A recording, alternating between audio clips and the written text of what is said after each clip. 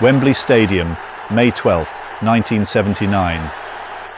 87 minutes on the clock, and half of the 100,000-strong crowd packed into the creaking old arena are riding an emotional tidal wave, their voices breaking the air with ecstatic roars, while the other half remain frozen, their disbelief turning to dread. The impossible has happened, or so it seems. Manchester United, down and out for the best part of an hour, have clawed their way back from 2 goals behind to level the score at 2-2 in the FA Cup final. Tears of joy are mixing with tears of anguish. Grown men, already besotted by this brutal sport, have lost control of themselves. And as the tension becomes almost unbearable, the question on everyone's mind is the same: what next? In the midst of this madness, there is one man who remains cool. One man who, with a quiet but commanding presence, seems to grasp the pace of the game as though it were an old friend. In the maelstrom, Brady keeps his composure when all else seems on the verge of collapse.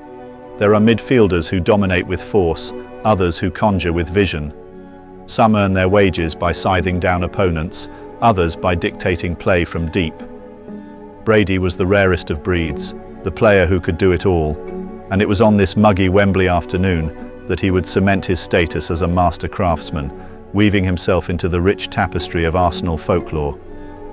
Football in the 1970s had many heroes, but few who played the game with Brady's quiet elegance. Dublin-born, his early rise through the ranks at Highbury belied a temperament that was anything but brash. In a decade where much of English football was defined by its physicality, Brady made his name through a rare combination of finesse and footballing intelligence. It was not merely his ability to pass or shoot, but his capacity to control the narrative of a game, to create space where none seemed to exist, that set him apart. By 1979, Brady had already become the heartbeat of an Arsenal side that had risen from the doldrums to once again challenge for honours.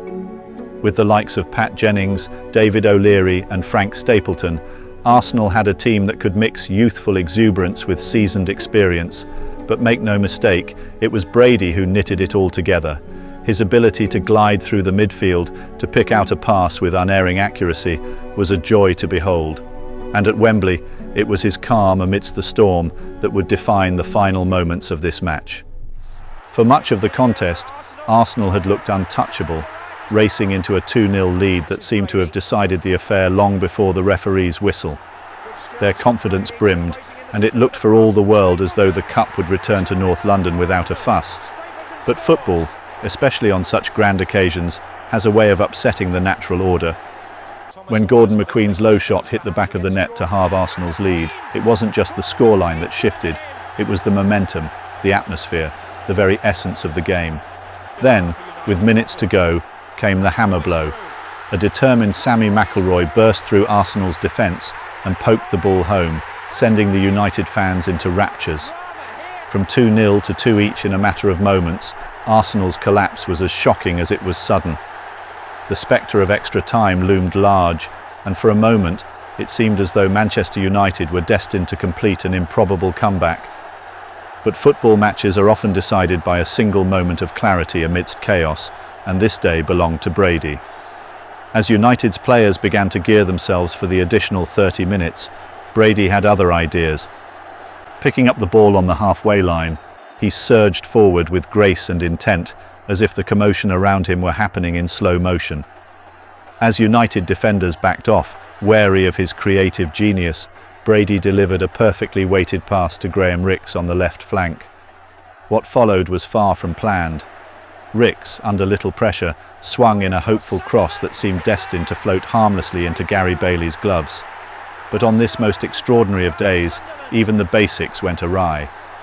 Bailey, flustered by the occasion, misjudged the flight of the ball, allowing it to bypass him altogether.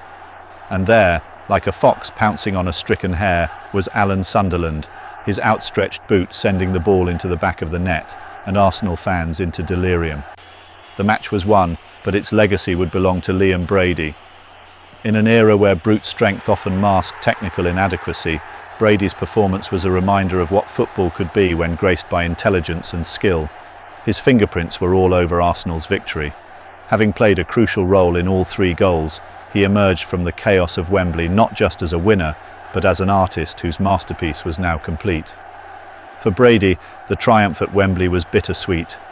His career with Arsenal was reaching its zenith, but already whispers of his departure had begun to circulate. The summer of 1980 would see him trade the muddy fields of England for the more refined pastures of Serie A, where his talents would find new expression among the tactical intricacies of Italian football. Juventus came calling, and Brady, still only 24, but already a veteran of more than 300 games for Arsenal, would soon be playing on the grandest stage of European club football. The move to Italy would prove a revelation for Brady, and it would elevate him to the upper echelons of world football. But it was at Highbury, and most notably on that fateful May Day at Wembley, where his legend was forged. Arsenal fans, starved of silverware in the years prior to his arrival, would forever remember the Irishman who could make time stand still in the centre of the park. In the history of great midfielders, Brady's name sits comfortably alongside the very best. Not for the number of goals he scored, nor for any one specific attribute, but for his ability to dictate the narrative of a match, to bring order where there was only chaos, and to perform with a grace and intelligence that remains rare in football to this day. At Wembley in 1979, in the face of what should have been disaster, Liam Brady kept his head, and in doing so, he wrote his name indelibly into football history.